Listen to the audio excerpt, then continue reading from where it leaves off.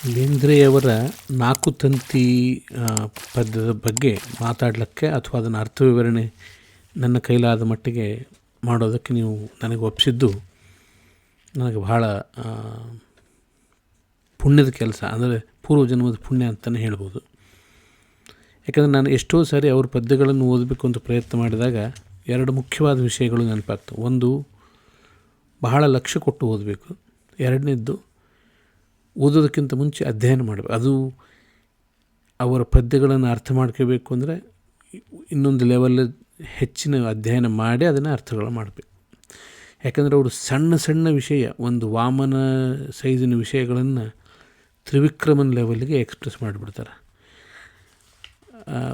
ಒಂದೇ ಉದಾಹರಣೆ, ಸುಮ್ಮನೆ ಒಂದು ಎಕ್ಸಾಂಪಲ್ ತೊಗೊಂಡ್ರೆ, ಮಳೆ ಬಂತು ಅಂತ ಹೇಳೋದನ್ನು ಅವ್ರು ಹೇಳೋ ರೀತಿ ನೋಡ್ರಿ. ಗುಡ್ಡ ಗುಡ್ಡ ಸ್ಥಾವರಲಿಂಗ ಅವಕ ಅಭ್ಯಂಗ ಎರಿತಾವ ಅನ್ನೋ ಹಂಗೆ, ಕೂಡ್ಯಾವ ಮೋಡ ಸುತ್ತೆಲ್ಲ ನೋಡ ನೋಡ. ಮಳೆ ಬಂತು ಅಂತ ಹೇಳೋದನ್ನು ಅದನ್ನು ಒಂದು ಸ್ಪಿರಿಚುವಲ್ ಲೆವೆಲ್ಗೆ ಒಯ್ದುಬಿಟ್ಟು ಅದು ಸ್ಥಾವರಲಿಂಗ ಅದ, ಅದಕ್ಕೆ ಅಭ್ಯಂಗ ಸ್ನಾನ ಅದ ಅನ್ನೋ ಮಾತನ್ನು ಹೇಳಿ ಯಾವುದೋ ಒಂದು ಸಣ್ಣ ವಿಷಯವನ್ನು ತಗೊಂಡು ಅದನ್ನು ತ್ರಿವಿಕ್ರಮನ ರೂಪಕ್ಕೆ ಒಯ್ದು ಬಿಡ್ತಾರೆ. ಅದನ್ನು ಅರ್ಥ ಮಾಡ್ಕೋಬೇಕು ಅಂತಂದರೆ ಸ್ವಲ್ಪ ಅದ್ರ ಬಗ್ಗೆ ಒಲವು ಅಥವಾ ಲಕ್ಷ್ಯ ಕೊಟ್ಟುವುದಂಥ ಭಾವನೆ ಬೆಳೆಸಬೇಕು. ಇನ್ನು ನೀವು ನನಗೆ ಈ ಅಪಾರ್ಚುನಿಟಿ ಕೊಟ್ಟದ್ದು ನಾನು ಪುಣ್ಯ ಅಂತ ಯಾಕೆ ಹೇಳಿದೆ ಅಂದರೆ, ಪ್ರತಿ ಸಾರ್ತಿ ನಾನು ಯಾವುದೋ ಬೇಂದ್ರೆಯವರ ಪದ್ಯವನ್ನು ಅರ್ಥೈಸಬೇಕು ಅಂತ ಕೂತಾಗ ಅದರೊಳಗಿನ ಆಗೋ ಆನಂದನೇ ಬೇರೆ. ನಾನು ನಿಮಗೆ ಈ ಅರ್ಥ ವಿವರಣೆ ಎಷ್ಟು ಮಾಡ್ತೀನೋ ಅದು ನನ್ನಿಂದ ನಿಮಗೆ ಎಷ್ಟು ಉಪಯೋಗ ಆಗ್ತದೋ ಅದು ನನಗೆ ಗೊತ್ತಿಲ್ಲ. ಆದರೆ ನೀವು ಈ ಜವಾಬ್ದಾರಿ ನನಗೆ ಒಪ್ಪಿಸಿ ನನಗೆ ಪ್ರಿಪ್ರೇಷನ್ಗೆ ಏನು ಅನುಕೂಲ ಮಾಡಿಕೊಟ್ರಲ್ಲ, ಅದರಿಂದ ನನಗೆ ಭಾಳ ಮನಸ್ಸಿಗೆ ಸುಖ ಆಗ್ತದೆ. ಪ್ರಿಪ್ರೇಷನ್ ಇಟ್ ಸೆಲ್ಫ್ ಈಸ್ ಭಾಳ ಸಂತೋಷ ಕೊಡುವಂಥ ವಿಷಯ. ಹೀಗಾಗಿ ನಾನು ಈ ನಾಲ್ಕು ತಂತಿ ಪದ್ಯವನ್ನು ಓದೋದಕ್ಕಿಂತ ಮುಂಚೆ ಯಾರ್ಯಾರು ಏನೇನು ಹೇಳಿದರು ಅದ್ರ ಬಗ್ಗೆ ಅಂತ ಒಂದಿಷ್ಟು ಅಧ್ಯಯನ ಮಾಡಿದೆ. ನಾನು ನೋಡಿದ ಪ್ರಕಾರ ಒಂದು 7 ಬಗೆಯ ಅರ್ಥ ವಿವರಣೆ ಬೇರೆ ಬೇರೆಯವರು ಮಾಡಿದ್ದು ನನಗೆ ಸಿಕ್ಕುವಂತು. ಅದೆಲ್ಲದನ್ನು ಹೇಳಿ ನಿಮಗೆ ತ್ರಾಸು ಕೊಡೋದಕ್ಕಿಂತ ನನಗೆ ಯಾವುದು ಸರಿ ಅನಿಸ್ತು ಅಥವಾ ನನಗೆ ಯಾವುದು ಮನಸ್ಸಿಗೆ ಒಪ್ಪಿತು ಅದನ್ನು ವಿವರಣೆ ಮಾಡ್ಲಿಕ್ಕೆ ಪ್ರಯತ್ನ ಮಾಡ್ತೀನಿ. ಇಲ್ಲಿ ಎಂಟೈರ್ ಪದ್ಯ ಅರ್ಥ ಮಾಡೋದಕ್ಕಿಂತ ಮುಂಚೆ ಅದರೊಳಗೆ ಒಂದು ಕೀಲಿಕೈ ಅದ. ಆ ಎಂಟೈರ್ ಪದ್ಯ ಅರ್ಥ ಮಾಡಬೇಕಂತಂದರೆ, ನಾನು ನೀನು ಆನು ತಾನು ನಾಲ್ಕೇ ನಾಲ್ಕು ತಂತಿ ಅನ್ನೋ ಒಂದು ಪದ್ಯದ ಭಾಗ ಏನದಲ್ಲ, ಅದೇ ಎಂಟೈರ್ ಪದ್ಯವನ್ನು ನಡೆಸಿಕೊಂಡು ಹೋಗೋಂಥ ಒಂದು ಕೀಲಿಕೈ. ಅದನ್ನು ಅರ್ಥ ಮಾಡ್ಕೊಂಡ್ರೆ ಅದನ್ನು ಟೆಂಪ್ಲೇಟ್ ಇದ್ದಂಗೆ ಅದನ್ನೆಲ್ಲದಕ್ಕೂ ಅಪ್ಲೈ ಮಾಡ್ತಾ ಹೋಗ್ಬೋದು. ಆ ವ್ಯವಸ್ಥೆ ಈ ಪದ್ಯದಲ್ಲಿ ನಾವು ಕಾಣ್ತೀವಿ. ಇದು ಕಾವ್ಯ ಸೃಷ್ಟಿಯ ಒಂದು ಸಂಕೇತ. ನಾನು ಕವಿತೆ, ನಾನು ಅಂದರೆ ಕವಿ, ನೀನು ಅಂದರೆ ಕಾವ್ಯಭಾವ, ಆನು ಅಂದರೆ ಕವಿತೆ, ತಾನು ಅಂದರೆ ಆ ಕಾವ್ಯವನ್ನು ನನಗೆ ಸ್ಪೃಶಿಸಿದ ಭಗವಂತ ಅನ್ನುವ ಮಾತನ್ನು ಇಟ್ಕೊಂಡು ಇದು 4 ತಂತಿ ಹೆಂಗೆ ಮಿಡಿತದೆ ಅವ್ರ ಎಂಟೈರ್ ಪದ್ಯದೊಳಗೆ ಅಂತ ನೋಡೋಣ. ಈಗ ಮೊದಲನೇ ಪದ್ಯ, ಈ ಎಂಟೈರ್ ಮೇನ್ ಪದ್ಯ ಅದಲ್ಲ, ಇದನ್ನು 4 ಭಾಗ ಮಾಡಿಬಿಟ್ಟಿದ್ದಾರೆ ಅವರು, ಬೇಂದ್ರೆಯವರು. ಈ ಆವು ಈವಿನ ಅಂತ ಸ್ಟಾರ್ಟ್ ಆಗ್ತದಲ್ಲ, ಅಲ್ಲಿ 5 ಪದ್ಯಗಳಿಗೆ ಭಾಗ 1 ಅಂತ ಇಡ್ತಾರೆ, ಉಳಿದಿದ್ದಕ್ಕೆ ಭಾಗ 2, 3, 4. ಯಾಕೆ ಹಂಗೆ ಭಾಗ ಮಾಡಿದರು ಅಂದರೆ, ಸಮ್ ಆಫ್ ದೀಸ್ ಕವಿತೆಗಳ ಭಾವ ಮತ್ತೆ ರಿಪೀಟ್ ಆಗ್ತಾ ಹೋಗ್ತದೆ. ಆ ರಿಪಿಟೇಷನನ್ನು ಅವಾಯ್ಡ್ ಮಾಡ್ಲಿಕ್ಕೆ ಅವರು, ಈಗ ನೋಡ್ರಪ್ಪ ಹಿಂಗೂ ಅರ್ಥ ಮಾಡ್ಕೇಳ್ರಿ, ಇಲ್ಲಾಂದ್ರೆ ಅದಕ್ಕೆ ನಾನು ರೆಪ್ರೆಸೆಂಟೇಷನ್ ಅಂದರೆ ಒಂದು ವ್ಯಕ್ತಿ ಇದು ಕೊಡ್ತೀನಿ, ಪ್ರತಿಮೆ ಕೊಡ್ತೀನಿ, ಅದನ್ನು ನೋಡಿ ಅರ್ಥ ಮಾಡ್ಕೇಳ್ರಿ, ಅಥವಾ ಮೂರನೇದ್ದು ನೀವಾಗಿ ಯೋಚನೆ ಮಾಡಿ ಅರ್ಥ ಮಾಡ್ಕೇಳ್ರಿ ಅಂತ. ಹಿಂಗೆ 4 ವಿಧಗಳು ಮಾಡಿದ್ರು ಅವರು. ಭಾಗ 1, ಭಾಗ 2, 3 ಮತ್ತು 4. ಈಗ ನಾವು ಭಾಗ 1 ಪ್ರವೇಶ ಮಾಡೋಣ. ಆವು ಈವಿನ ನಾವು ನೀವಿಗೆ ಆನು ತಾನದ ತನನನ. ಆನು ತಾನದ ತನನನ ಅನ್ನುವಾಗ ಏನು ಹೇಳ್ತಾರೆ ಇಲ್ಲಿ ಅಂದರೆ, ನಾನು ಆ್ಯಕ್ಚುಲಿ ಒಂದು ಸ್ವಲ್ಪ ಹೈಲೈಟ್ ಮಾಡ್ತೀನಿ ಇದನ್ನು.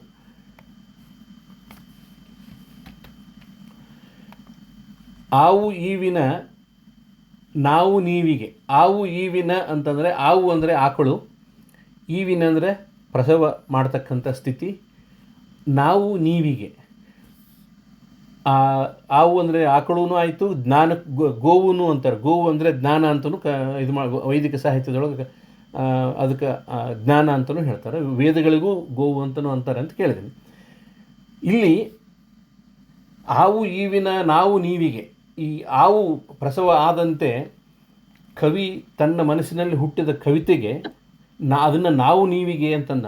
ನಾವು ನೀವಿಗೆ ಅಂತಂದರೆ ನನ್ನ ಮನಸ್ಸಿನಲ್ಲಿ ಹುಟ್ಟಿದ, ಮನಸಾಗರದಲ್ಲಿ ಹುಟ್ಟಿದ ಆ ಕವಿತೆಗೆ ನಾವು ನೀವಿಗೆ, ನಾವು ಅಂದರೆ ಇದು ಹಡಗು, ನೀವಿ ಅಂದರೆ ಹುಡುಗಿ.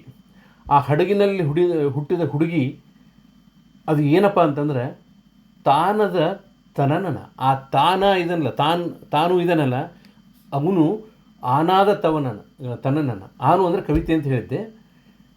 ಇಲ್ಲಿ ನನ್ನ ಮನಸ್ಸಿನ ಮುಖಾಂತರ, ಜ್ಞಾನದ ಮುಖಾಂತರ ಪ್ರಸವ ಆಗ್ತಕ್ಕಂಥ ಈ ಕವಿತೆ, ಆ ತಾನ ಇದನ್ನಲ್ಲ, ಅವನು ತನನನ ಇದು ಅಂತ ಹೇಳಿದರು ಅವರು. ಅವನು ಕ್ರೀಡೆ, ಭಗವಂತನ ಕ್ರೀಡೆ ಏನಪ್ಪ ಅಂತಂದರೆ ನನ್ನಲ್ಲಿ ನಿಂತು ಈ ಕವಿತೆಯನ್ನು ನುಡಿಸಿದ ಅನ್ನೋದನ್ನು ಸುಂದರವಾಗಿ ಆವು ಈವಿನ ಅಂದರೆ ನನ್ನಲ್ಲಿದ್ದ ಜ್ಞಾನದಿಂದ ಹುಟ್ಟಿದ ಈ ಹುಡುಗಿ ಕವಿತೆ ನಾವು ನೀವಿಗೆ ಅಂದರೆ ಹಡಗಿನಲ್ಲಿ ಬಂದ ಹುಡುಗಿ. ಆ್ಯಕ್ಚುಲಿ ಇನ್ನೊಂದು ಎರಡನೇ ಪದ್ಯ ನೋಡ್ತಿರಲ್ಲ, ಅದರೊಳಗೆ ಹಡಗದ ಹುಡುಗಿ ಅಂತ ಹೇಳ್ತಾರೆ ಅವರು. ಆ ಹಡಗದ ಹುಡುಗಿನೇ ನಾವು ನೀವಿಗೆ. ನನ್ನ ಜ್ಞಾನದಿಂದ, ಕವಿಯ ಜ್ಞಾನದಿಂದ, ಕವಿಯ ಪ್ರಸವ ವೇದನೆಯಿಂದ ಹುಟ್ಟಿದ ಈ ಹುಡುಗಿಗೆ, ಕವಿತೆ ಎನ್ನುವ ಹುಡುಗಿಗೆ, ಇದು ಹುಡುಗಿ ಇದೆಯಲ್ಲ, ಇದು ತಾನದ ತನನನ. ಆ ತಾನದ ತನನನ ಅಂದರೆ ಇದು ಆನಂದದ ತರಂಗಗಳು ಅಂತಲೂ ಹೇಳ್ಬೋದು, ಅಥವಾ ಕ್ರಿಯೆ, ಅದರದ ಡ್ರಾಮಾ, ಅದರದ್ದು ಎಕ್ಸ್ಪ್ರೆಷನ್ ಅಂತ. ಆ ತಾನ ಇದನ್ನಲ್ಲ, ಅವನದೇಪ್ಪ ಇದೆಲ್ಲ, ಅವನಿಂದನೇ ಈ ಕವಿತೆ ಹುಟ್ಟಿತು, ನನಗೆ ಸ್ಫುರಣ ಆಯಿತು ಅಂತ ಹೇಳಿದ ಭಾವನೆಯಲ್ಲಿ. ಸೊ ಕವಿತೆ ಹುಟ್ಟಿತು ಅನ್ನೋದು ಇಲ್ಲಿ ಒಂದು ಫಸ್ಟ್ ಸೆಂಟೆನ್ಸ್. ನಾನು ನೀನಿನ, ಈ ನೀನಾನಿಗೆ, ನಾನು ಮತ್ತು ನೀನು ಅಂದರೆ ನಾನು ಕವಿ, ನೀನು ಕಾವ್ಯ, ನಮ್ಮಿಬ್ಬರ ನಡುವೆ ಸೃಷ್ಟಿ ಆಗ್ತಕ್ಕಂಥ ಇದು ಆನು ಏನದಲ್ಲ, ಆನು ಅಂತಂದರೆ ಹಡಗದ ಹುಡುಗಿ ಅದಲ್ಲ, ಅದರ ಹೆಸರು ನೀನಾ ಅಂತ ಇಡೋಣ ಅಂತ ನಾವು. ನೀನಾ ಅಂತ ಯಾಕಂದ್ರು ಅಂದರೆ ನಾದೊಳಗಿನ ನೀನೊಳಗಿನ ನಾನು ಒಳಗಿನ ಹೋದರೆ ಆನು, ನೀನು ಒಳಗಿನ ನೀವು ಹೋದರೆ ನೀನು. ಅವೆರಡರೊಳಗಿನ ಮತ್ತು ತೆಗೆದು ನೀನಾ ಅಂತ ಮಾಡ್ತಾನೆ ಅವನು. ನಾನು ನೀನಿನ ಈ ನಾನಿಗೆ ಬೇನೆ ಏನೋ ಜಾಣೆನ. ಅದಕ್ಕೆ ಸೃಷ್ಟಿ ಆಗ್ತಕ್ಕಂಥದ್ದು ಒಂದೇ ಹೊರತು ಅದಕ್ಕೇನೂ ಬೇನೆ ಇಲ್ಲ. ಅದರದ್ದು ಯಾಕೆ ಅಂದರೆ ನಾನು ಜಾಣೆ ಇದ್ದೀನಿ ಅಂದರೆ ಕವಿ ತಾನು ತನಗೆ ಹುಟ್ಟಿದ, ತನ್ನ ಕಾವ್ಯಶಕ್ತಿಯಿಂದ ಹುಟ್ಟಿದ ಕವಿತೆಗೆ ತನ್ನ ಜಾಣತನವನ್ನು ಸೇರಿಸಿದರೆ ಅದರಿಂದ ಆಗುವ ಪ್ರಸವ, ಕಾವ್ಯ ಸೃಷ್ಟಿ, ಕವಿತೆ ಅದಕ್ಕೆ ಬೇನೆ ಇಲ್ಲ ಅಂತ ತಾನಾಗಿ ಹುಟ್ಟಿ ಬಂತು, ಸರಳವಾಗಿ ಹುಟ್ಟಿತ್ತು ಕವಿತೆ ಅನ್ನೋದೇ ಇದರ ಭಾವ. ಅದಕ್ಕೆ ಅವನು ನೀನಾ ಅಂತ ಇಟ್ಬಿಟ್ರು. ನೀನಾನಿಗೆ ಏನು ಬೇನೆ ಏನು ಜಾಣೆನ ಅಂತ ಕವಿ ಹೇಳ್ತಾನೆ. ಕವಿತೆಯ ಸೃಷ್ಟಿಯ ನಡೆಯನ್ನು ನೋಡ್ಕೊಂಡು ಹೊಂಟಿವಿ ನಾವು. ಮುಂದಿನ ಪದ್ಯದಲ್ಲಿ ಚಾರುತಂತ್ರಿಯ ಚರಣದ ಘನಘನಿತ ಚತುರಸ್ವನ ಅಂದರೆ ಏನು ಅಂತ ಹುಡುಕಿದೆ ನಾನು. ಚತುರಸ್ವನ ಅಂದರೆ ಸುಂದರವಾದ ಧ್ವನಿ, ಇದು ಚತುರಸ್ವನ. ಚಾರುತಂತ್ರಿ ಅಂದರೆ ಏನು? 4 ತಂತಿ ಅಂತಲೂ ಆಗ್ಬೋದು. ಅದರ ಪ್ರತಿಯೊಂದು ಚರಣದಲ್ಲಿ ಈ 4 ತಂತಿಗಳು ಮೇಲೆ ಹೇಳಿದ್ರಲ್ಲ, ನಾನು ನೀನು ಆನು ತಾನು, 4 ತಂತಿ, ಕವಿ, ಕಾವ್ಯ, ಕವಿತೆ ಮತ್ತು ಆ ಭಗವಂತನ ಪ್ರೇರಣೆ. ಆ 4 ತಂತಿಗಳು ಪ್ರತಿಯೊಂದು ಚರಣದಲ್ಲಿಯೂ ಹುಟ್ಟತಕ್ಕಂಥದ್ದು ನಾದ. ಇವರು ಬೇಂದ್ರೆಯವ್ರದ್ದು ಮುಖ್ಯ.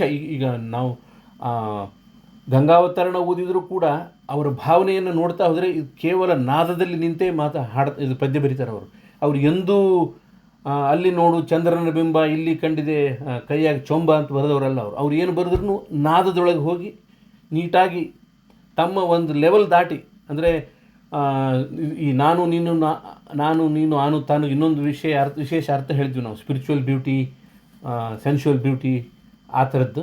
ಹಾಗೆ ಅವರು ಆ ಲೆವೆಲ್ಗೆ spiritual beauty, imaginative beauty, intellectual beauty and ideal beauty ಅಂತ ಅವರು ಇಂಟೆಲೆಕ್ಚುವಲ್ ಬ್ಯೂಟಿ ಲೆವೆಲಿಗೆ ಹೋಗಿ ಬರೀತಕ್ಕಂಥ ಪದ್ಯ ಅದು ನಾದಕ್ಕೆ ನಿಂತು ಬಿಡ್ತದೆ.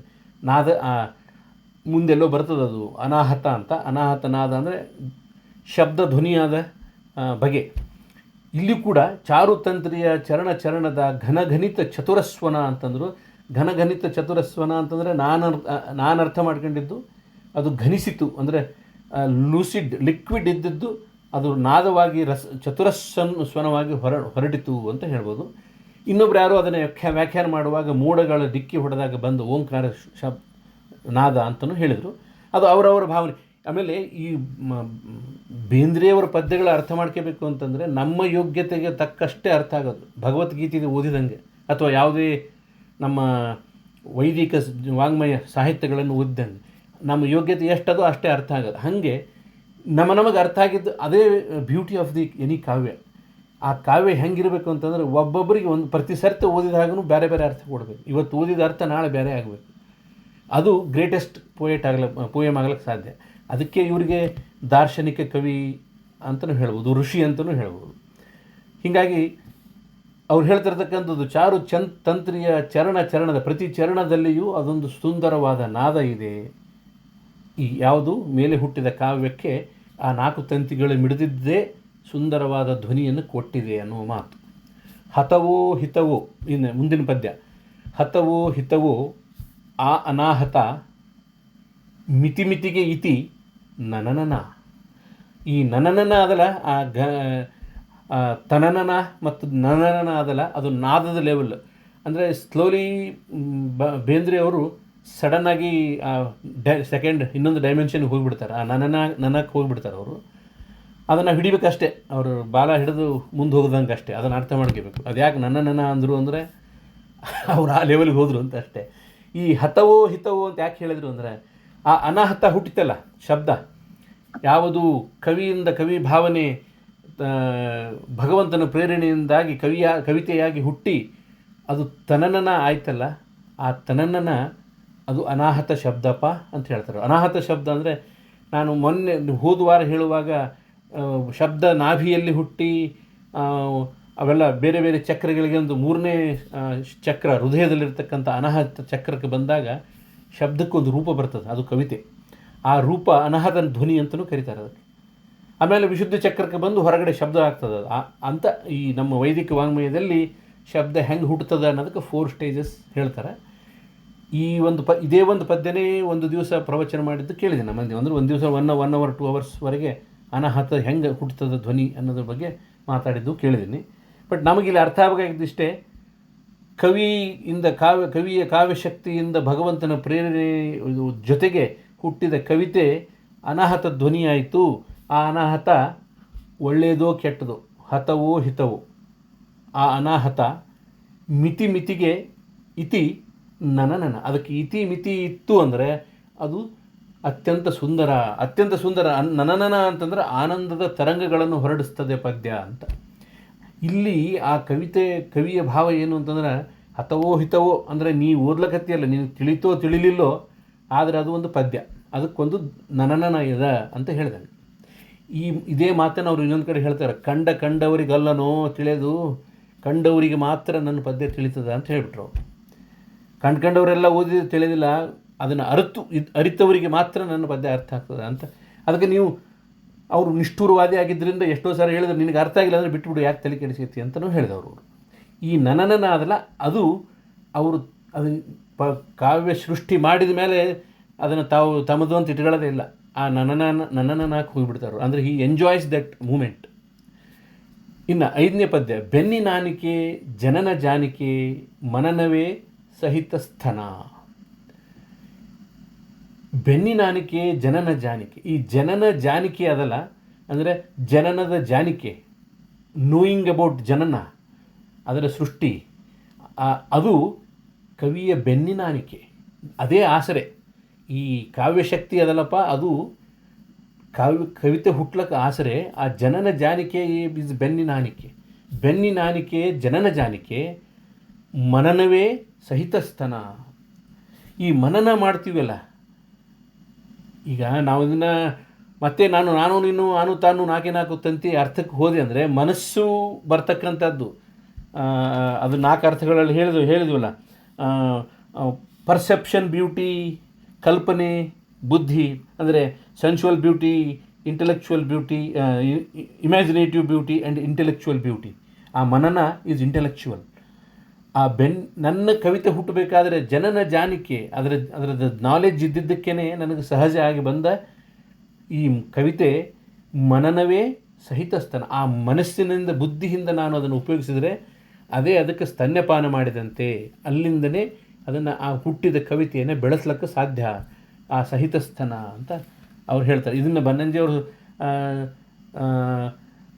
ಸಾವಿತ್ರಿ ಮತ್ತು ಗಾಯತ್ರಿ ಇದು ಇವರು ಸರಸ್ವತಿಯ 2 ಸ್ತನಗಳು ಅಂತ ಹೇಳಿ ಏನು ಬ್ಯೂಟಿಫುಲ್ಲಾಗಿ ಎಕ್ಸ್ಪ್ಲೇನ್ ಮಾಡಿದ್ದಾರೆ.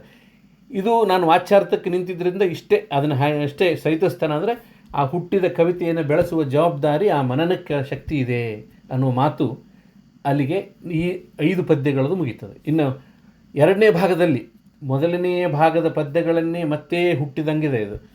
ಆವು ಈವಿನ ನಾವು ನೀವಿಗೆ ತಾನು ಆನು ತಾನದ ತನ್ನನ ಅಂತ ಹೇಳಿದ್ವಲ್ಲ.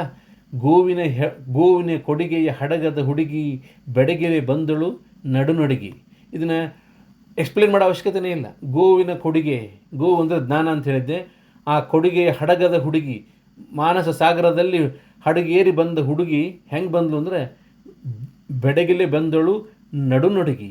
ಆ ನಡು ತೆಳ್ಳನೆ ಸೊಂಟ ನಡೆಸಿದ ಬಂದಳಂತ.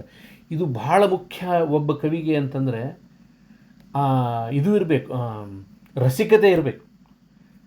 ಆ ರಸಿಕತೆ ಈ ನಡುನಡುಗೆಯಲ್ಲಿ ಕೇಳ್ತೀವಿ ನಾವು. ಅವಳ ನಡುವು ಸೊಂಟ ಅಳ್ಳಾಡಿಸ್ಕೊತ ಬಂದವು ಅಂದರೆ ಈ ಕ್ಯಾಟ್ ವಾಕ್ ಮಾಡ್ಕೊಂಡು ಬಂದ್ಲಂತೆ. ಯಾರು ಕವಿತೆ ಸುಮ್ಮನೆ ಬರಲಿಲ್ಲ ಅಂದರೆ ಆ ಬರೀ ಕವಿತೆ ಒಣ ಕವಿತೆ ಆಗಿರೋದೇ ಅದು ನಾದಸ್ವರೂಪ ಪಡೆದಂಥ ಕವಿತೆ ಅನ್ನುವ ಮಾತು ಅಲ್ಲಿ ಕವಿ ಹೇಳ್ತಾನೆ. ಗೋವಿನ ಕೊಡುಗೆಯ ಹಡಗದ ಹುಡುಗಿ ಅಂದರೆ ಅಲ್ಲಿ ಹುಟ್ಟಿದ ಹುಡುಗಿ, ಹಡಗದ ಹುಡುಗಿ ಬೆಡಗಿಲೆ ಬಂದಳು ನಡುನಡುಗಿ, ತನ್ನ ನಡುವನ್ನು ನಡಗಿಸ್ತಾ ಬಂದ್ಲು ಅಂತ. ಸಲಿಗೆಯ ಸುಲಿಗೆಯ ಬಯಕೆಯ ಒಲುಮೆ. ಇದು ಸುಲಿಗೆ ಅಂತಂದ್ರೆ ಏನು ಅಂದರೆ ಪ್ರಿಯತಮ ಮತ್ತು ಪ್ರಿಯತಮೆ, ನಾನು ಮತ್ತು ನೀನು, ಕಾವ್ಯ ಮತ್ತು ಕವಿ ಮತ್ತು ಕಾವ್ಯ ಭಾವ ಅವೆರಡು ಎಷ್ಟು ಒಂದಕ್ಕೊಂದು ಇದರೊಳಗಿದೆ ಅಂದರೆ ಕೂಡಿಕೊಂಡಿದ್ದಾವೆ ಅಂದರೆ ಪ್ರೀತಿ ಮಾಡ್ತಾವೆ ಅಂದರೆ ಅದು ಕವಿ ಹತ್ರ ಅದು ಏನೇ ಸುಲಿಗೆ ಮಾಡಿದರೂ ಅದು ಸಲಿಗೆಯ ಸುಲಿಗೆ. ನಮಗೆ ಪ್ರಿಯ ಆದವರು ನಮ್ಮಿಂದ ಎಷ್ಟೇ ದುಡ್ಡು ಖರ್ಚು ಮಾಡಿದರೂ ಅದು ಸಲಿಗೆ ಸುಲಿಗೆ. ಅಕಸ್ಮಾತ್ ಬೇಡಾದವರು ನಮ್ಮ ಹತ್ರ ಬಂದು ಡೊನೇಷನ್ ಕೇಳಿದ್ರೆ ಅದು ಸುಲಿಗೆ ಆಗ್ತದೆ, ಅಥವಾ ಯಾರೋ ಕಳು ಮಾಡ್ಕೊಂಡು ಹೋದ್ರೆ ಅದು ಸುಲಿಗೆ ಆಗ್ತದೆ. ಆದರೆ ನನಗೆ ಬೇಕಾಗಿದ್ದೇ ಮಾಡಿದೆ, ನನಗೆ ಬೇಕಾದವಳಿಗೆ ಅಥವಾ ಬೇಕಾದವನಿಗೆ ನಾನು ನನ್ನಲ್ಲಿದ್ದದನ್ನೆಲ್ಲ ಕೊಟ್ಟೆ ಅಂದರೆ ಅದು ಸಲಿಗೆಯ ಸುಲಿಗೆ. ಅದನ್ನು ಕೂಡ ಒಂದು ರಸಿಕತೆಯ ಭಾವನೆ. ಸಲಿಗೆಯ ಸುಲಿಗೆ, ಬಯಕೆಯ ಒಲುಮೆ, ಬಯಲಿನ ನೇಯ್ಗೆಯ ಸಿರಿಯುಡಿಗೆ. ಅವರಿಬ್ಬರು ಎಷ್ಟು ಕ್ಲೋಸ್ ಇದ್ದಾರೆ ಅಂದರೆ ಅಲ್ಲಿ ಹುಟ್ಟಿದ ಬಂದ ಬಯಕೆಯ ಒಲುಮೆಯಿಂದ ಹುಟ್ಟಿ ಬಂದ ಪದ್ಯ ಅದಲ್ಲ, ಅದು ಇಷ್ಟು ತೆರೆದುಕೊಂಡ್ಬಿಟ್ಟದಂದರೆ ಕವಿ ತನ್ನ ಕಾವ್ಯಶಕ್ತಿಯಿಂದ ಹುಟ್ಟಿಸಿದ ಕವಿತೆ ಕವಿಗೆ ಎಷ್ಟು ಸಮೀಪದ ಅಂತಂದರೆ ಅದರ ಉಡುಗೆ ಏನದು ಗೊತ್ತಾ? ಬಯಲಿನ ನೇಯ್ಗೆಯ ಸಿರಿ ಉಡುಗೆ. ಬಯಲಿನ ನೇಯ್ಗೆ ಅಂದರೆ ಯಾವುದು? ದಿಗಂಬರ, ಬೆತ್ತಲಾಗಿದೆ ಕವಿತೆ ಅನ್ನೋದನ್ನು ಇಷ್ಟು ಚೆಂದಾಗಿ ಹೇಳಿದ್ರು. ಬೆತ್ತಲಾಗಿದೆ ಅಂದರೆ ಏನು? ಅದರೊಳಗೆ ಏನೂ ಮುಚ್ಚಿಟ್ಟಿಲ್ಲ, ಎಲ್ಲ ನಂಗೆ ಕಾಣಿಸ್ತಾ ಇದೆ ಅನ್ನೋದೇ ಭಾವನೆ. ಸಲಿಗೆಯ ಸುಲಿಗೆಯ ಬಯಕೆಯ ಒಲುಮೆ, ಬಯಲಿನ ನೇಯ್ಗೆಯ ಸಿರಿಯುಡುಗೆ ಅಂದರೆ ಅವಳು ಹುಟ್ಟಿರೋ ಸೀರೆ ಏನೂ ಇಲ್ಲ, ಬತ್ತಲೆ ಇದ್ದಾಳೆ ನನ್ನ ಮುಂದೆ ಕವಿತೆ ಅಂತ ಅನ್ನೋ ಮಾತು. ಬತ್ತಲೆಗೆ ಬೇರೆ ಬೇರೆ ಅರ್ಥಗಳು ಮಾಡ್ಬೋದಾದರೂ ಇಲ್ಲಿ ನನ್ನ ಹತ್ರ ಸಂಪೂರ್ಣ ತೆರೆದುಕೊಂಡಿದ್ದಾಳೆ ಅನ್ನೋ ಮಾತು ಬರ್ತದೆ ಅಷ್ಟೆ. ನಾಡಿಯ ನಡಿಗೆಯ ನಲುವಿನ ನಾಲಿಗೆ. ಈ ನಾಡಿ ಅಂದ್ರೇನು? ನಾನು ಹೋಗ್ತೇನೆ. ನಾನು ಅಂದರೆ ಕವಿಯ ನಾಡಿಯನ್ನು ನಡಿಗೆಯಾಗಿ ಮಾಡಿಕೊಂಡದ್ದೇ ಕಾವ್ಯಶಕ್ತಿ. ನನ್ನ ಯೋಗ್ಯತೆ, ನನ್ನಲ್ಲಿರುವ ಬುದ್ಧಿವಂತಿಕೆ ಇನ್ನು ಕಾವ್ಯ ರೂಪದಲ್ಲಿ ಇಳಿಸೋಕ್ಕೆ ನನ್ನಲ್ಲಿರ್ತಕ್ಕಂಥದ್ದನ್ನು ನಡಿಗೆಯ ರೂಪದಲ್ಲಿ ನನ್ನ ನಾಡಿ ಮಿಡಿತವನ್ನು ಹಿಡಿದು ಆ ನಡಿಗೆ ಅಂತಂದರೆ it is the way I right. ಕವಿ ರೈಟ್ಸ್ ಅನ್ನೋದನ್ನು ನಾಡಿಯ ನಡಿಗೆಯ ನಲುವಿನ ನಾಲಿಗೆ ಅಂತಂದರೆ ಅದು ಶಬ್ದ ಆಗಿ ಬಂದಿರತಕ್ಕಂಥದ್ದು. ನೆನೆದಿರೆ ಸೋಲುವ ಸೊಲ್ಲಿನಲ್ಲಿ. ನೆನೆದಿರೆ ಅಂತಂದರೆ ಬಾಯಿಯೊಳಗೆ ಇದ್ದ ಮಾತು ಇನ್ನೂ ಹಸಿಯಾಗಿ ಬಾಯಿಯೊಳಗಿದ್ದಾಗ ನೆಂದಿರ್ತದಲ್ಲ, ಆ ನೆನೆದಿರೆ ಸೋಲುವ ಸೊಲ್ಲಿನಲ್ಲಿ. ಅದು ಮನಸ್ಸಿನಾಗೆ ಇಟ್ಕೊಂಡು ಇರಬಾರ್ದು, ಅದು ಹೊರಗೆ ಬರಬೇಕು. ನೆನೆಸಿಕೊಂಡು ಇರಬಾರ್ದು, ಅದು ಹೊರಗೆ ಬರಬೇಕು ಅನ್ನೋ ಮಾತನ್ನು ಆ ರೀತಿ ಹೇಳಿದರು. ಈ ಸೋಲಿನ ಸೊಲ್ಲಿನಲ್ಲಿ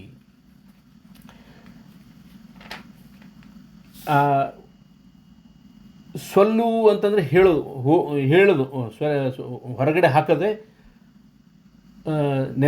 ನೆನೆದಿರೆ ಅಂತಂದರೆ ಬಾಯಿಯೊಳಗಿದ್ದದನ್ನು ಹೊರಗೆ ಹಾಕುವುದು ಅಂತ. ಮುಟ್ಟದ ಮಾಟದ ಹುಟ್ಟದ ಹುಡುಗಿ, ಮುಟ್ಟದ ಮಾಟದ ಹುಟ್ಟದ ಹುಡುಗಿ, ಜೇನಿನ ಥಳಿಮಳಿ ಸನಿಹ ಹನಿ, ಮುಟ್ಟದ ಮಾಟ ಅಂತಂದರೆ ಇಲ್ಲಿವರೆಗೆ ಅದನ್ನು ಯಾರೂ ಟಚ್ ಮಾಡಿ ನನ್ನಲ್ಲಿದ್ದ ಭಾವನೆ ಯಾರೂ ಮುಟ್ಟದೇ ಇರತಕ್ಕಂಥ ಭಾವನೆ. ಅದು ಒರಿಜಿನಲ್ ಪದ್ಯ. ಆ ಮಾಟ ಅಂತ ನಾವು ಈ ಉತ್ತರ ಕನ್ನಡದಾಗ ಉಪಯೋಗಿಸ್ತೀವಿ. ಪಾತ್ರೆಗಳ ತಗೊಳ್ಳುವಾಗ ಅಥವಾ ಹುಡುಗಿಯನ್ನು ನೋಡಿದಾಗ ಮಾಟದ ಹುಡುಗಿ ಅಂತೀವಿ. ಅಂದರೆ ಏನೇನು ಇರಬೇಕು, ಎಲ್ಲೆಲ್ಲಿರಬೇಕು, ಅದು ಹೆಂಗದ ಅದಿದ್ದರೆ ಅದಕ್ಕೆ ಮಾಟ ಅಂತ ಅಂತೀವಿ ನಾವು. ಅಂದರೆ ಅಪ್ರಾಪ್ರಿಯೇಟ್ ಇರ್ತಕ್ಕಂಥ ಇದನ್ನು ಎಲ್ಲದಕ್ಕೂ ಉಪಯೋಗಿಸ್ಬೋದು. ಯಾವುದೇ ಒಂದು ಕರೆಕ್ಟ್ ಸೈಜ್ ಇತ್ತು ಅಂದರೆ ಅದಕ್ಕೆ ಮಾಟ ಅಂತ ಕರೀತಾರೆ. ಮುಟ್ಟದ ಮಾಟದ ಹುಟ್ಟದ ಹುಟ್ಟಿಗೆ. ಹುಟ್ಟದ ಹುಟ್ಟು ಅಂದರೆ ಯಾವುದು? ನಮ್ಮೆಲ್ಲ ಹುಟ್ಟು ಸಾವುಗಳು ಹುಟ್ಟದ ಹುಟ್ಟು, ಸಾಯದ ಸಾವು. Because it is part of the cycle ಇರೋದ್ರಿಂದ ಅದು ಬರ್ತಾನೆ ಇರ್ತದೆ, ಹೋಗ್ತಾ ಇರ್ತದೆ. ಹುಟ್ಟಿತ್ತು ಅನ್ನೋಂಗಿಲ್ಲ, ಅದು ಮತ್ತೆ ಸಾಯ್ತದೆ. ಅದು ಹುಟ್ಟದ ಹುಟ್ಟೆ ಅಂತ, ಅದು ಹುಟ್ಟಲಾರದು ಹುಟ್ಟು. ಹಾಗೆ ಕವಿತೆ ಕೂಡ, ಕವಿತೆಗಳು ಬರ್ತಾನೆ ಇರ್ತವೆ, ಹೋಗ್ತಾನೆ ಇರ್ತವೆ. ಅದೇ ರೀತಿ ಹುಟ್ಟದ ಹುಟ್ಟಿಗೆ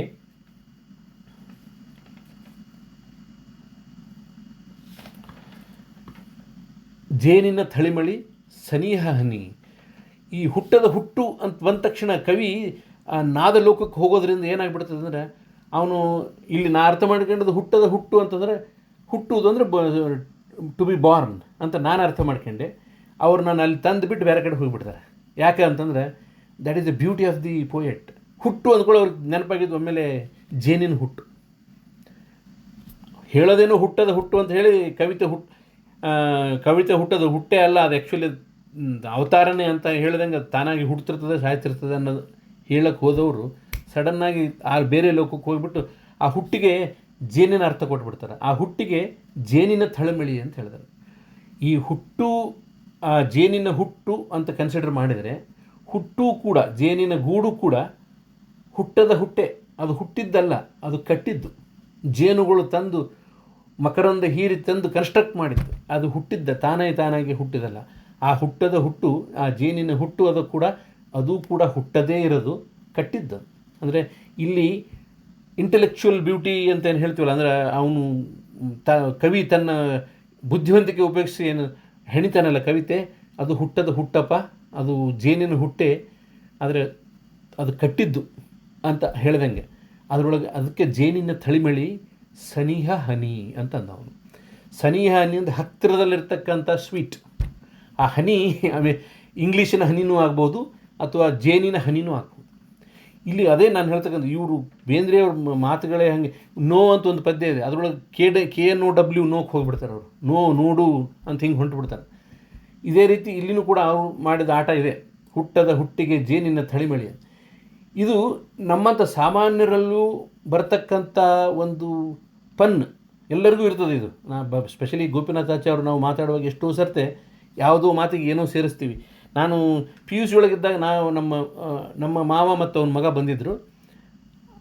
ಬಹುಶಃ ಹುಡುಗ ಫಸ್ಟ್ ಟೈಮ್ ನಾನು ಭೇಟಿಯಾಗಿದ್ದೆ. ನಾನು ಅವ್ರ ಜೊತೆಗೆ ಮಾತಾಡ್ತಿದ್ದೆ, ಸ್ವಲ್ಪ ಎಲ್ಡರ್ಲಿ ಪರ್ಸನ್ ಇದ್ದರಿಂದ ಏನೋ ಮಾತಾಡಿ ನಾನು ಇಂಗ್ಲೀಷ್ನೊಳಗೆ ಅವ್ರಿಗೆ ಕಸ್ಟಮರಿ ಸಾರಿದ್ದು ಅಂತ ಏನೋ ಅಂದೆ. ಆ ಮಗು ಸುಮ್ಮನೆ ಕೂಡಲಿಲ್ಲ, 6ನೇ ಕ್ಲಾಸು 7ನೇ ಕ್ಲಾಸ್ ಇರಬೇಕು. ಕಸ್ಟಮರಿ ಅಂದರೆ ಏನು ಅಂತ ಕೇಳ್ತೇನೆ. ನನಗೆ ಕನ್ನಡದಲ್ಲಿ ಉತ್ತರ ಏನು ಕೊಡಬೇಕು ಗೊತ್ತಿರಲಿಲ್ಲ. ನಾನು ತಲೆ ತೋರಿಸ್ಕೊಂಡು ಕಸ್ಟಮರಿ ಅಂತ ಹೇಳಿದೆ.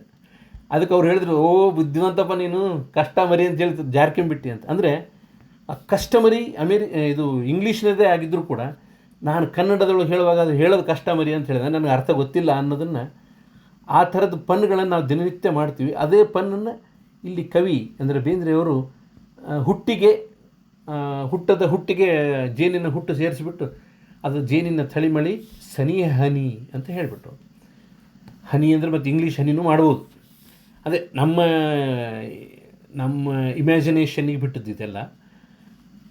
ಇನ್ನು ಮುಂದಿಂದು, ಬೆಚ್ಚಿದ ವೆಚ್ಚವು ಬಸರಿನ ಮೊಳಕೆ, ಬಚ್ಚಿದ್ದಾವುದೋ ನಾ ತಿಳಿಯೆ. ಬೆಚ್ಚಿದ ವೆಚ್ಚವು, ವೆಚ್ಚ ಅಂತ ನಾವು ಉತ್ತರ ಕರ್ನಾಟಕದೊಳಗೆ ಏನದು ವೆಚ್ಚ ಅಂತಂದರೆ ಬೇವಿನ ವೆಚ್ಚ. ಈ ಯುಗಾದಿ ಹಬ್ಬದ ದಿವಸ ಬೇವು ಬೆಲ್ಲ ಮಾಡ್ಲಿಕ್ಕೆ ಒಂದು ಸಾಮಗ್ರಿ ತರ್ತೀವಲ್ಲ, ಆ ಸಾಮಗ್ರಿಗೆ ನಾವು ವೆಚ್ಚ ಅಂತ ಕರಿತೀವಿ. ಬೇವಿನ ವೆಚ್ಚ ತಂದು ಏನಪ್ಪ ಅಂತ ಕೇಳ್ತೀವಿ, ಅಂದರೆ ಸಾಮಗ್ರಿಗಳು. ಈ ಬೆಚ್ಚಿದ ವೆಚ್ಚ ಯಾವುದು ಅಂದರೆ, ಕವಿ ಉದ್ವೇಗಗೊಂಡಿದ್ದ. ಯಾವಾಗ? ಕಾವ್ಯ ಸೃಷ್ಟಿ ಆಗುವಾಗ. ಆ ಕಾವ್ಯ ಏನಾದರೂ ಕವಿತೆ ಮನಸ್ಸಿನೊಳಗೆ ಬಂದಾಗ ಭಾವನೆ ಹೆಂಗಿರ್ತದೆ ಅಂದರೆ ಬೆಚ್ಚನೆ ಭಾವನೆ ಇರ್ತದೆ. ಅದನ್ನು ಎಲ್ಲಾದರೂ ಬರೆದು ಬಿಡಬೇಕು, ಯಾರಿಗಾದ್ರೂ ಹೇಳಿಬಿಡಬೇಕು, ಅಥವಾ ಏನೋ ಒಂದು ನೋಟ್ ಮಾಡ್ಕೊಳ್ಬೇಕು. ಅದೇ ಬೆಚ್ಚಿದ ಉದ್ವೇಗ, ಬೆಚ್ಚಿದ ಅಂತ ಅವ್ರು ಬರೀತಾರೆ. ವೆಚ್ಚವು ಒಂದು ಸಾಮಗ್ರಿ, ತಲೆಯೊಳಗೆ ಹೊಳೆದ ಸಾಮಗ್ರಿ. ಬೆಚ್ಚಿದ ವೆಚ್ಚವು ಬಸಿರಿನ ಮೊಳಕೆ. ಬಸರೂರಿನ ಮೊಳಕೆ ಅಂದರೆ ತಲೆಯೊಳಗೆ ಇದ್ದಿದ್ದು ಅಲ್ಲಿತ್ತಲ್ಲ,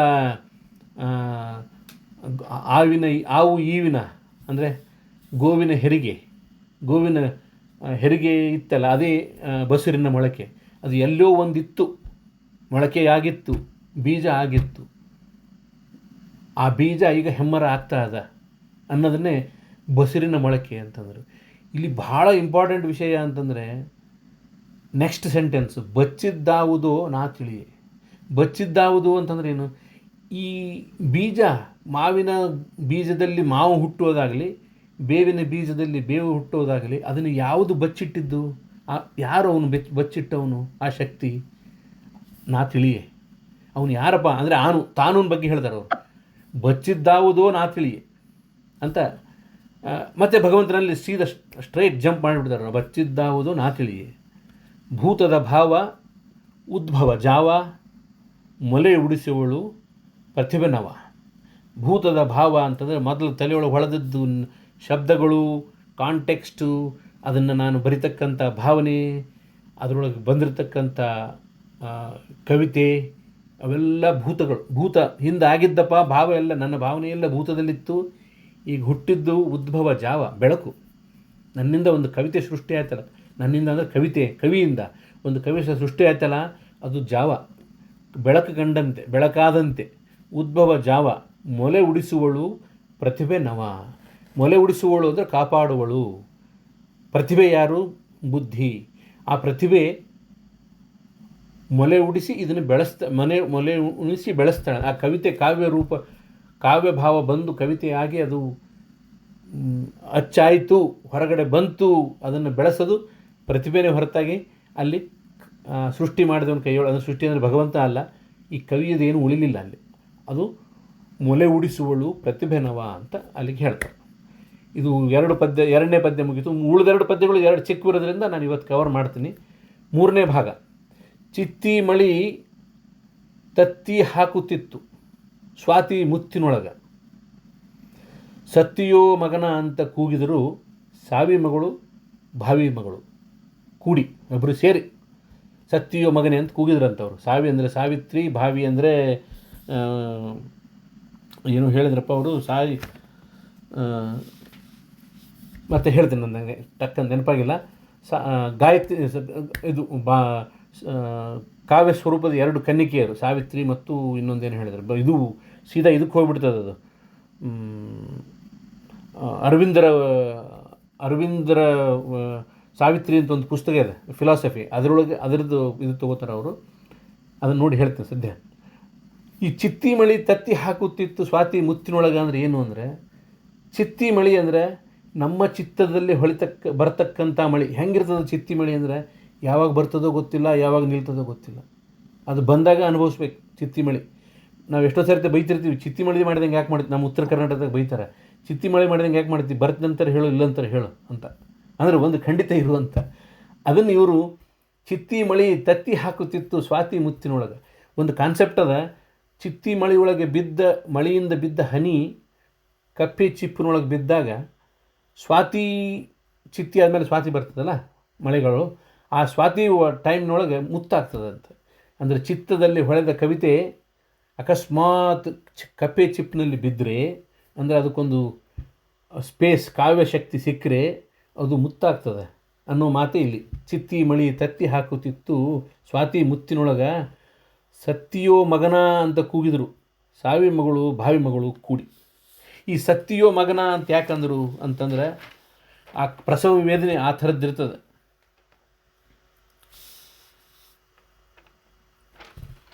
ಒಂದು ನಿಮಿಷ, ಸ್ವಾತಿ ಇದು ಸಾವಿ ಮಗಳು ಭಾವಿ ಮಗಳು ಅಂತಂದ್ರೆ ಯಾರು ಅಂತ ನೋಡ್ತೀನಿ ನಾನು. ಭೂತದ ಭಾವ, ಆಯ್ತು. ಅದಾದ್ಮೇಲೆ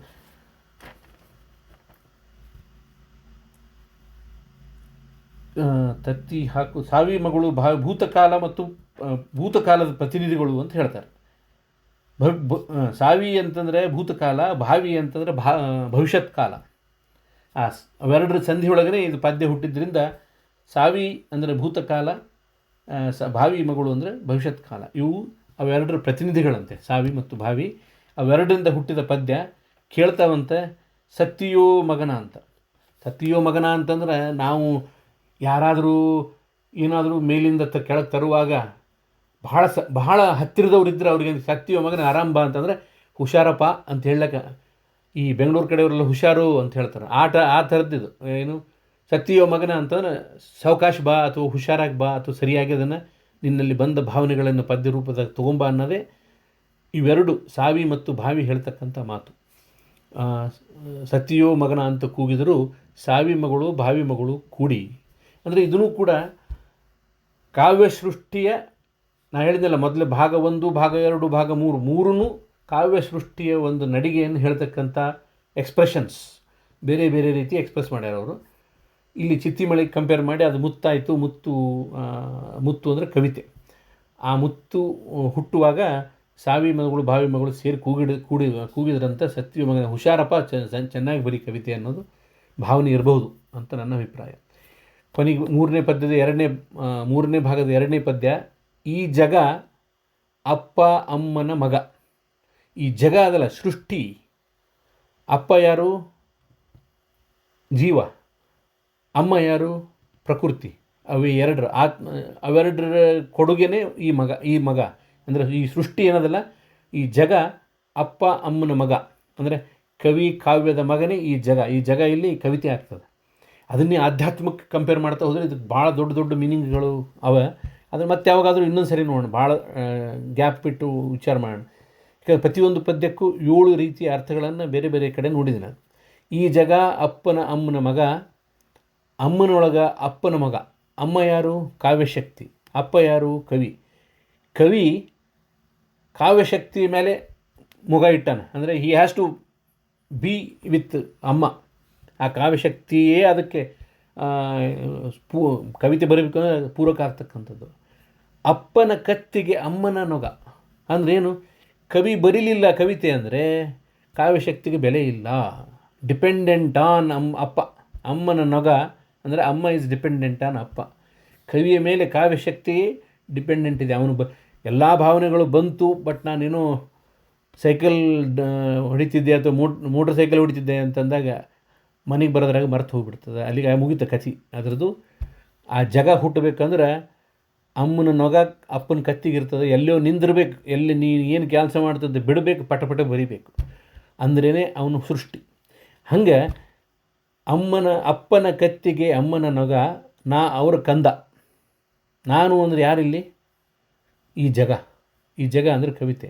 ಶ್ರೀ ಗುರುದತ್ತ ಅಂದ. ಇದನ್ನು ಹೇಳಿದವ ಯಾರು? ಗುರುದತ್ತ ಅಂದರೆ ಬೇಂದ್ರೆಯವರು.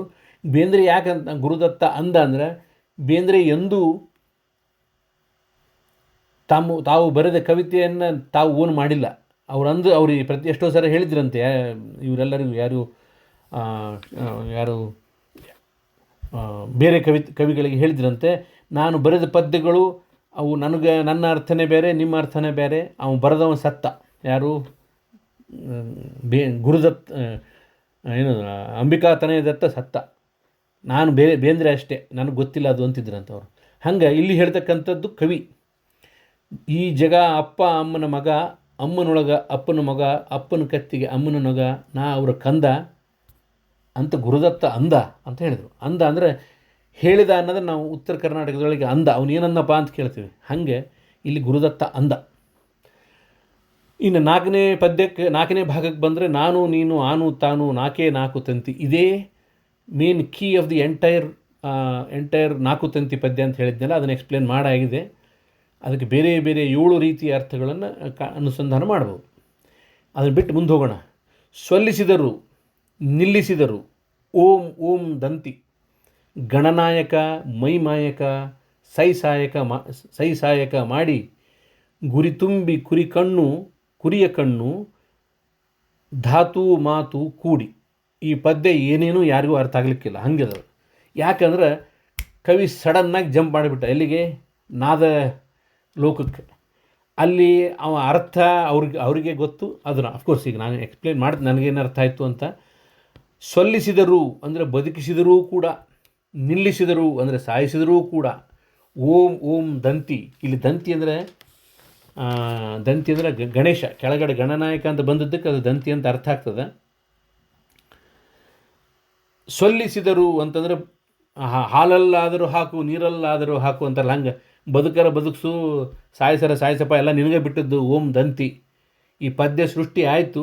ಸಲ್ಲಿಸಿದರು, ನಿಲ್ಲಿಸಿದರು, ಓಂ ಓಂ ದಂತಿ. ಅದು ದೈವ ಇಚ್ಛೆ ಅಂತ, ಉಳಿಸೋದು ಬಿಡೋದು ಅವನಿಚ್ಛೆ. ಅವನೇ ಗಣನಾಯಕ, ಮಹಾ ಚೈತನ್ಯ. ಅವನಿಗೆ ಶರಣಾಗಬೇಕು ನಾವು ಅನ್ನೋದು ಭಾವ. ಮೈಮಾಯಕ ಅಂದರೆ ಕವಿಯ ಮಾಯಾ ಶರೀರ. ಮೈ ಮಾಯಕ. ಈ ಸಹಾಯಕ ಮಾಡಿ ಅಂತ ಬಂದದ್ದಕ್ಕೇ ಹೇಳ್ಬೋದು, ಸರಿಯಾದ ಗುರಿ ಮಾಡಿ ಅಂತಂದಂಗೆ, ಸರಿಯಾದ ಬಾಣ ಹೂಡಿ. ಸಹಾಯಕ ಗುರಿಯ ತುಂಬಿ, ಬಿಲ್ಲಿಗೆ ಬಾಣ ನೀಟಾಗಿ ಹೂಡಿ ನೇರವಾಗಿ ರೆಡಿ. ಈ ಪದ್ಯ ಏನು ಬರೀಬೇಕಿತ್ತು, ಯಾವ ಭಾವನೆ ಬಂದಿತ್ತು ಅದನ್ನು ನೇರವಾಗಿ ಇಟ್ಟು, ಗುರಿಯ ತುಂಬಿ, ಕುರಿಯ ಕಣ್ಣು ಧಾತು ಮಾತು, ಕುರಿಯ ಕಣ್ಣೇ ಧಾತು. ಕುರಿಯ ಕಣ್ಣು ಅಂತ ಯಾಕಂದ್ರು ಅಂತಂದರೆ, ಆ ಕುರಿಯ ಕಣ್ಣು ಬೇರೆ ಕಣ್ಣು ನೋಡ್ರಿ, ನಮ್ಮದು ನಿಮ್ಮದು ಕಣ್ಣು ನೋಡ್ರಿ ಹಿಂಗೆ ಫ್ಲಿಕ್ಕರಿಂಗ್ ಆಗ್ತಿರ್ತದೆ, ಅಲ್ಲಿ ನೋಡ್ತದೆ ಚಂಚಲ ಇರ್ತದೆ. ಕುರಿ ಕಣ್ಣು ಹಂಗಿರೋದಲ್ಲ, ಒಂದೇ ಕಡೆ ಫಿಕ್ಸ್ಡ್ ಇದ್ದಂಗೆ ಇರ್ತದೆ. ನೀವು ಎಲ್ಲಾದರೂ ಕುರಿ ಸಿಕ್ಕರು ನೋಡಿದರೆ, ನಾನು ನೋಡಿದ್ದೀನಿ ಅದನ್ನು, ನಾನು ಕುರಿ ಕಣ್ಣು ಏನದು ಒಂದೇ ಕಡೆ ನೋಡ್ತದೇನಪ್ಪ ಅನ್ನಂಗೆ ಇರ್ತದೆ. ಸ್ಕ್ವಿಂಟ್ ಐಸ್ ಇದ್ದವ್ರ ಥರ ಎಲ್ಲೋ ಒಂದೇ ಕಡೆ ನೋಡ್ತದೆ. ಅದರಂಗೆ ಕುರಿಯ ಕಣ್ಣು ಅಂದರೆ ಓನ್ಲಿ ಫೋಕಸ್ಡ್ ಅನ್ನೋದನ್ನು ಕುರಿಯ ಕಣ್ಣು ಅಂದ್ರೆ ಅವರು. ಮೈ ಮಾಯಕ ಸಹಾಯಕ ಮಾಡಿ, ಗುರಿಯ ತುಂಬಿ, ಕುರಿಯ ಕಣ್ಣು ಧಾತು. ಕುರಿಯ ಕಣ್ಣು ಧಾತು ಅಂದರೆ ಅದೇ ಧಾತು ಮಾತು, ವಾಗರ್ಥ ಅಂತ ಹೇಳ್ತಾರೆ ವೈದಿಕ ಕಾವ್ಯದೊಳಗೆ. ವಾಕ್ ಮತ್ತು ಅರ್ಥ ಅವೆರಡು ಒಂದೇ ಆಗಬೇಕು. ಅದೇ ಅವಾಗ ಅನುಭವ ಕಾವ್ಯ ಆಗ್ತದೆ ಅನ್ನುವ ಭಾವನೆ. ಅನುಬಂಧ ಅಂತಲೂ ಅಂತಾರೆ ಅದಕ್ಕೆ. ಕವಿಯ ಅನುಭವ ಆ ಮಾತಿನೊಳಗೆ ಬಂತು ಅಂದರೆ ಕವಿ ಅದು ಗುರಿ ಇಟ್ಟು ಹೇಳಿದ ಮಾತು. ಧಾತು ಕುರಿಯ ಕಣ್ಣು ಧಾತು ಮಾತು. ಈ ಬಂದ ಮಾತು ಕುರಿಯ ಕಣ್ಣು ಧಾತು ಮಾತು ಕೂಡಿ ಗುರಿ ಇಟ್ಟರೆ, ಭಗವಂತನ ಒಲುಮೆ ಇದ್ದರೆ, ಓಂ ಓಂ ದಂತಿ ಅಂತ ಹೇಳ್ತಾರಲ್ಲ, ಅವನು ಒಲುಮೆ ಇದ್ದರೆ ಇದು ಪಾದ್ಯ ಹೊರಗೆ ಬರ್ಲಿಕ್ಕೆ ಸಾಧ್ಯ. ಅತ್ಯಂತ ಸರಳ ವಾಕ್ಯಗಳಲ್ಲಿ, ಸರಳ ಶಬ್ದಗಳಲ್ಲಿ ಅತ್ಯಂತ ನಿಗೂಢ ಅರ್ಥಗಳನ್ನು ತುಂಬಿ ಒಬ್ಬ ಕವಿ ಬರಿತಾನಂದರೆ, ಇಲ್ಲಿವರೆಗೆ ನಾನು ನೋಡಿದ ಅನೇಕ ಕವಿಗಳ ಪದ್ಯಗಳನ್ನು ಓದೀನಿ, ಎಲ್ಲೂ ಈ ಥರದ ಫೋರ್ತ್ ಡೈಮೆನ್ಷನ್ ಕರ್ಕೊಂಡು ಹೋದಂಥ ಸ್ಥಿತಿ ಇದು ಪುರಂದರದಾಸರ ಪದ್ಯಗಳಲ್ಲಿ ನೋಡಿದೆ. ಈಗ ನಾನು ಇನ್ನೊಂದು ಯಾವುದೋ ಪದ್ಯ ಹೇಳಬೇಕಂತ ಮಾಡಿದೆ. ಈ ಚಾರು ತಂತ್ರಿಯ ಅಂತ ಹೇಳಿದಾಗ ಘಟಿಕಾಚಲದೆ ನಿಂತ ಅಂತ ಒಂದು ಪದ್ಯ ಬರ್ತದೆ. ಅಲ್ಲಿನೂ ಕೂಡ ಚತುರ ಯುಗದಿ ತಾನು ಅತಿ ಬಲವಂತನು, ಚತುರ್ಮುಖ ನಯ್ಯನು, ಚತುರ ಮೂರ್ತಿಗಳನ್ನು ಚತುರತನದಿ ಮೆಚ್ಚಿ. ಅವೇನೋ ಚತುರ ಅಂದ್ಕೊಂಡ್ರೆ 4ಕ್ಕೆ ಹೋಗ್ತಾರೆ. ಇವರೆಲ್ಲ ಕವಿಗಳು ಯಾರು ದಾರ್ಶನಿಕ ಕವಿಗಳು, ಬೇಂದ್ರೆರಾಯಿತು ಅಥವಾ ನಮ್ಮ ಪುರಂದರದಾಸರಾಯಿತು ಅಥವಾ ಉಳಿದ ಅನೇಕ ದಾಸರುಗಳಾಯಿತು, ಎಷ್ಟೋ ಪದ್ಯಗಳು ಇವರಾಯಿತು, ಶಿಶುನಾಳ ಶರೀಫರಾಯಿತು, ಅವ್ರ ಪದ್ಯಗಳು ಇಮಿಡಿಯೇಟ್ ಅರ್ಥ ಆಗೋದಿಲ್ಲ. ಯಾಕಂದರೆ ಅವರು ಇಹ ಪರಂಗಳಿಗೆ ಇಮಿಡಿಯೇಟ್ ಜಂಪ್ ಮಾಡ್ತಿರ್ತಾರೆ. ಆ ಥರದ ಪದ್ಯ ಇದು. ಅದು ಸ್ಪೆಷಲಿ ಲಾಸ್ಟ್ 4ನೇ ಭಾಗದ ಕೊನೆಯ ಪದ್ಯ ಮಾತ್ರ ತಲೆ ಕೆಳಗೆ ಮಾಡಿ ನಿಂದಿರಬೇಕು, ಅಂದರೆ ಸ್ವಲ್ಪ ಅರ್ಥ ಆಗ್ತದೆ. ಅದಕ್ಕೆ ಇದಕ್ಕೆ ಸ್ವಲ್ಪ ಒದ್ದಾಡಂಥ ಪದ್ಯ. ಎಷ್ಟು ನನ್ನ ಕೈಲಿ ಸಾಧ್ಯ ಅದೋ, ನನಗೇನು ಅನಿಸಿದ್ದು ಇವತ್ತು ಹೇಳಿನಿ. ದಯವಿಟ್ಟು ನೀವೆಲ್ಲ ಹಿರಿಯರು, ತಪ್ಪಾಗಿದ್ದರೆ ದಯವಿಟ್ಟು ಕ್ಷಮಿಸಿಬಿಟ್ರು. ಇಲ್ಲಿಗೆ ಆ ಪದ್ಯ ವಿವರಣೆ ಮುಗೀತು.